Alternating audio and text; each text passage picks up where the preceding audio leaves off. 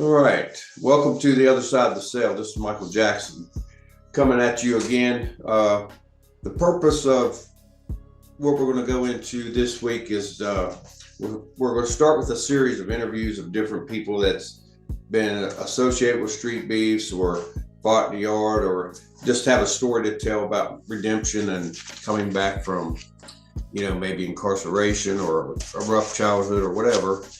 And we're going to just continue on with this series. Today we have Evan. How do you pronounce your last name? Arnett? Yes, sir. Arnett. Okay, yeah. So we got Evan Arnett today, and we're just going to jump right into things and get going. So here we go. So let's begin to talk about how you grew up, where you grew up, and how that kind of influenced you. Okay, yeah, so I'm from the Northern Virginia area outside of DC. A lot easier to just say outside of DC than give you where I'm at. Most people don't know where it is. Right.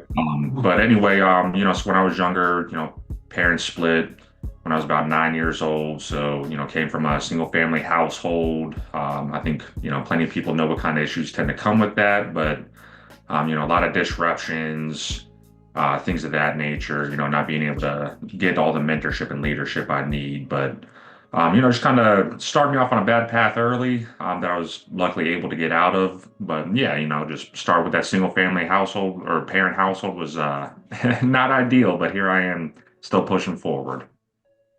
And what kind of challenges did you face growing up? So growing up, I think the biggest problem was kind of feeling like I was the problem, if that makes sense. Coming from, like I said, where my parents split up when I was young, I always thought, is this my fault that I caused this? Especially, I think sometimes when people end up as a single parent, they don't really know how to handle that themselves. And a lot of their issues end up passing on to the kid, right? So for me, when I was in that situation, me and all my siblings decided we're going to stay with my mom. And, she didn't really stay around too much. She was kind of off doing her own thing. Different men coming around the house all the time. And, that can cause issues with kids as well. So for me, I was just kind of wondered, like, did I cause this?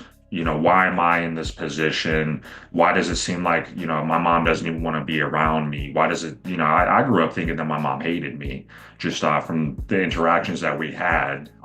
So, you can imagine most people would never imagine that their mom would ever hate them. So for me, it was, it kind of put a lot of, I guess you could say, self-confidence issues in me. And just really a lot of doubt about, am I even able to do better than this? Like, if I'm so much of a piece of trash that my mom doesn't even like me, why would anyone else ever accept me in the world? So that's probably the biggest base of my problems right there. So when did you start getting into trouble or disciplinary problems or stuff like that? What age? It was really not long after my folks split. I stopped doing homework and stuff. I mean, I was in elementary school when they split, so I kind of progressed from there. But I stopped doing homework, started getting in fights at school, and eventually down the road, I started just not even going to school anymore. So it started pretty early, elementary and middle school, really. So we talked a bit, but you said you got sent off to like a program or something because you got in trouble. Yes, sir. So basically, like I said, things just kind of progressed as I was getting older. By the time I hit high school, I was kind of exhibiting a lot of behavioral issues. And, like I said, by the time I got to high school, I was hanging out with people who, we stopped going to school. We were going in, breaking in places, stealing all kinds of stuff, getting in fights left and right, doing drugs, stealing drugs so we could do drugs, even, stuff that should be medicine, and we turned it into drugs just because we were looking for something to do to get out of where we were. But eventually, when I was in high school, I ended up getting caught with drugs in school. And I'd had some run-ins with the police before then at this point, did a couple, small stints in juvenile detention, nothing really major. But then it was after my sophomore year. It was summertime. Once again, I was out causing trouble, stealing stuff, doing this and that. A buddy of mine got in trouble, told the cops my name, so then they were after me. They're calling me, telling me, "Hey, you're going to go to adult detention center." And I'm, 15 years old at the time. I said, "No, I'm not." So I ran away. So then, I'm just kind of living, jumping between friends' houses, stealing just so I have food to eat. And at one point, I ended up stealing a gun. So then it was a whole nother big thing where the police really, really wanted to get me because I had a gun that was not mine. They knew I was one who took it because I was going through all these issues. They knew who I was. So eventually they did catch up to me.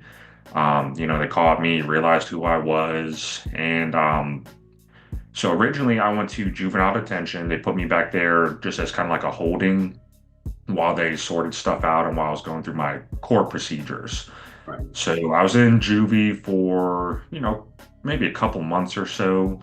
And then they wanted to send me to a place called Beaumont, which, you got jail and then you got prison. Right. And Beaumont is essentially prison for, teens and young adults. Gotcha. And I was fortunate enough to have the option to go to either Beaumont or a wilderness program. And at the time, I'll be honest, I chose the wilderness program because it was less time. They said, look, you can go to Beaumont for 18 months, or you can go to this wilderness program for 12 to 15 months. And I said, that's 3 to 6 months less time. Give me less time, right? So like I said, I was fortunate enough to have the choice. But I ended up in a place called the Discovery School of Virginia, and it was a wilderness program. We lived outside full time. And if you've ever seen the movie Holes, it was a lot like that, except lumberjack instead of just digging all day. Gotcha. So what was the turning point? How'd you come out of that to where you wanted to do something different? Well, I mean, even when I was younger and I was going through all my issues, I always knew I didn't really want to be that way. I guess I just didn't know how to be better. My dad was in the picture, but with the relationship that he and my mom had being split, I didn't get to see him as much as I wanted to. They had all their fights and everything, so I wasn't really getting all that positive influence I needed. And then when I was back with my mom, she would try to tear down any kind of positive influence my dad had on me when I got to see him, right? So I always knew I wanted to do more and be better. But I guess I didn't really believe I could until I got around people who actually supported me every step of the way. There's no one kind of interfering and getting in the way of the positivity that I was receiving. So I stopped receiving, kind of mixed signals and everything. And it just really gave me an opportunity to see, okay, I'm not just some worthless piece of trash who can never be better. I just got some figuring out to do. So I think it was really that realization that I was able to be better, despite my situation, just realizing that I did have, the ability to do more than what I'd been doing. So I know that you had participated in Streetbeefs and different things. So how do you think like channeling your energy to stuff like that helps people come out of that and maybe can put that into a negative into a positive direction? Because most people think of fighting as a negative, but when you have a lot of aggression, if you can channel that into something positive, that keeps you out of jail, keeps you out of prison, Absolutely. Charges, so how'd that dynamic help you? Well, it's funny. I think that male aggression tends to be misunderstood a lot of the time. And it's like you said, if you channel it properly, that aggression properly directed can accomplish amazing things for people. And, in my high school, we actually had a boxing program. And, that was the only thing that kept me in school at the time. So my freshman and my sophomore year, I was participating in the boxing program. If you didn't go to the boxing program, if your grades were bad even, they wouldn't let you participate. And they would get you a tutor. And our boxing program actually mediated inside our school. If they heard two people, they were beefing, they were going to go have a fight after school or something, they'd actually get some of us people from the boxing program to go try to sit down with those people and have them talk it out to avoid having them go out in the streets and fight. Right. And unfortunately, at one point, we had my high school, and next to it was the alternative school where people who, got in trouble, they'd go to the alternative school. That's where we had our boxing ring. And unfortunately, the guy who ran the alternative school, said the same thing that, you said other people say. They say, oh, well, they're just teaching them violence. They're just being violent. And so they shut our boxing program down. I didn't have a reason to go to school anymore at that point. So for me, it was it's like you said, it was really a good way for me to take my aggression and any kind of issues I had. I could go release that aggression. You're getting physical fitness involved, which causes chemical reactions in your body that just make you feel good. It's impossible not to from a workout, and anyone who exercises can attest to that, I'm sure. But martial arts, I think people really miss the fact that the mental benefits are at least as heavy as the physical benefits, if not more beneficial. So, being able to get involved in martial arts, you get that aggression out, you get that physical activity, and on top of that, you get that brotherhood that maybe you've never experienced before. Maybe you don't have a good tight-knit family, but when you're in that type of an environment where everybody's struggling to get better at the same thing you are, it really forms that sense of brotherhood, and you form a new family. You support each other, you help each other through your hard times. It can really help keep you out of trouble just by finding that right group of people. Yeah, because it's kind of like this. A lot of kids join gangs because they want to feel like a family and want to feel like they got people around them that love them, even though that's kind of like the opposite, the end game in the gang sometimes. But it's that feeling they're trying to get. And if you can give them that in a positive way, and you can kind of lead like young men and people like that out of that through boxing or whatever, it's like you say, aggression, it is either positive or negative, and you better channel it into the positive, because if you go negative, you're probably going to end up in prison someday or jail, because something bad is going to happen. That's the way that. Or worse, you could end up on the wrong side of the dirt. Yeah. Because as you journey through life, there's always somebody bigger, badder, tougher, or whatever. So you can think that you're that guy until you find out you're not that guy. Yes, sir. And you're always going to find out the hard way. So, since you've gotten to this point in your life, what changes have you made, and how would you describe your life now? My life is still a learning journey. I've still got so many things that I'm trying to work on with myself. But I think the biggest thing for me that I really had to remind myself of is, as I said before, I am capable of doing more no matter what anybody else around me says. So what I try to focus on now is surrounding myself with people who are trying to do better, because that pushes me to do better. I think we had touched on this previously in our prior conversation, but I've always heard in the business world, especially, you become the sum of the 5 people you spend the most people around. And so for me, I'm constantly looking for the right people to surround myself with. I want people who are positive. I want people who have goals and ambitions. I want people who help people because I want to help people. I want people who are focused on their fitness because I want to be, in good shape. I want people who are constantly trying to improve their mindset and spread positivity because I want to do the same thing. So for me, the biggest thing I try to focus on is, like I said, making sure I'm in the right environment for growth. If you don't have the right environment for growth, it doesn't matter what kind of seed you plant. If you take a seed and you put it in some red clay and you just leave it out in the sun, it's never going to grow. You got to have good soil. You got to water it properly and make sure it's got all the nutrients that it needs to really flourish in the environment. So the environment makes all the difference. So if you could speak to your younger self, like your 16-year-old self, or that back then, what would you tell yourself now? Let the anger go. That's the biggest thing I can say, is just get rid of the anger. I'm in a position where, I mentioned before that I grew up thinking my mom hated me. I just thought she couldn't stand me, and that's the way that, that's why she acted how she acted. That's why she didn't, spend the time with me that I always wish she would. And I realized, no, my mom just has issues, and she can't help those issues. So when I realized that it hurts me to be angry more than it helps me, more than it helps anybody else, it just made all the difference in the world. So if I could tell my younger self anything, and any other young person who may watch this, just get the anger out of your heart, because all it's going to do is drag you down a dark road. So if you could give somebody that may be in a dark place, or they're coming out of prison or something tomorrow, what would you tell them? What advice would you give them? Ask for help. I still to this day, I still struggle to ask for help at times. And that's something that I'm still trying to work on. I've struggled with that my entire life. But I've found that people are way more willing to give you the help that you need. I love helping people personally. It makes me feel fantastic to help somebody, make me feel like, I actually made a difference and did something positive. So I think I kind of got stuck in a mindset, and I believe others do the same, where they think, oh, well, I don't need help. I'm tough.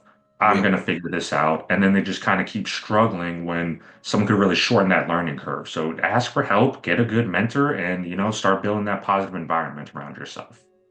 Yeah, men struggle with asking for help because it's not the quote unquote macho thing or manly thing to do. Absolutely. Absolutely.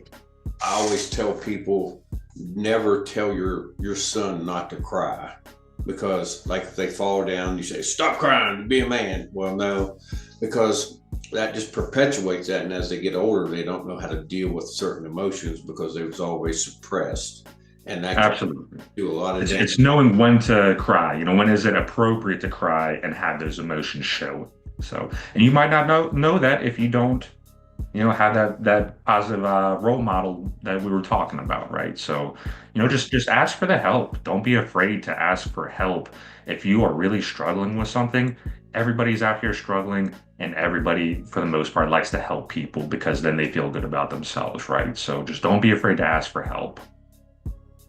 So, if to wrap this up, what do you believe, or what would you like to see your legacy be that you leave behind? What would that be? Honestly, my legacy is, like we were just saying, I want to help people. So I'm trying to get myself in a position where I can start like a big brother type of group. I actually lost my little brother to drugs some years back. So, when I see young men and boys struggling, it does touch me in my heart in a very real way. Because I've been personally affected by it. Outside of my own, me as a person, my little brothers passed away. I've had friends pass away from drugs. I've seen my friends go in and out of jail over and over and over again. So the legacy that I want to leave behind is one of helping, young men especially grow to be better and become leaders in this world. Because in this world that we currently live in, I'm sure you see it, we have a severe lack of leadership, especially with men, and they're dying for help out here, literally dying in some cases for help out here. And that's all I want to do is help people grow and become the better man that they want to be. I agree with you 100%, because if you can find you a good leader or a good mentor, it can change your life. And, Absolutely. and if you can just find that person, we need more people like you or myself or whoever to take people and mentor them and help them, especially these young guys, because there's a lot of these young guys that are just lost. They don't Absolutely. have a direction. And once you have a direction and a focus, and you got to understand and know what your why is. Why do you get out of bed every morning? Why do you do what you do? And once you find your why, a lot of things will fall into place for you. Absolutely. Absolutely. And I just have this feeling that so many of these young men out here are, feel the same way I do. They want to be better. They want to help people. They don't want to go through this life of crime and problem after problem after problem. I really don't think people live that way because they want to. I think they live that way because they don't know how else to live. They might not even know that they have other options. So, especially with, single parenthood being such a prevalent issue in our society these days, it's like you said, there are just so many young men out there who just really need that one person to let them know, no, you can do better than this, and it makes all the difference in the world. Yeah, you don't know what you don't know. And, a lot of these guys, once you give it to them, there's a little twinkle that comes in their eye, and they're like, oh, there's a different way. So I want to head in this direction. But you got to encourage them, because there's going to be ups and downs and everything. Yes, And sir. you have one of them down days, you need somebody to pick you up. Yes, sir. To keep And a lot of them, that's when people don't want to ask for help, is those down days, right? So you gotta let them know, like, hey, just reach out, give me a call. I try to, anytime I see a young guy in the gym, maybe struggling with an exercise or a movement or something, I always try to go over, hey, if you did this, it'd be a little better. And, make a connection with them and just let them know, yeah, there are people out here who will help you just because they want to help you. And then they feel more comfortable asking for the help. So you can kind of pull them in the right direction until they're ready to start walking on their own. Well, I really thank you for your time today, and I really appreciate it, and look forward to talking to you again sometime. But appreciate your time today, and anything you want to leave with us before we go? No, I really appreciate your time as well. And, I think this is an awesome thing that you're doing, spreading a good message out here and showing people the other side of things. So I appreciate your time. Thank you for having me today. All right. Just remember, everybody, always stay on the other side.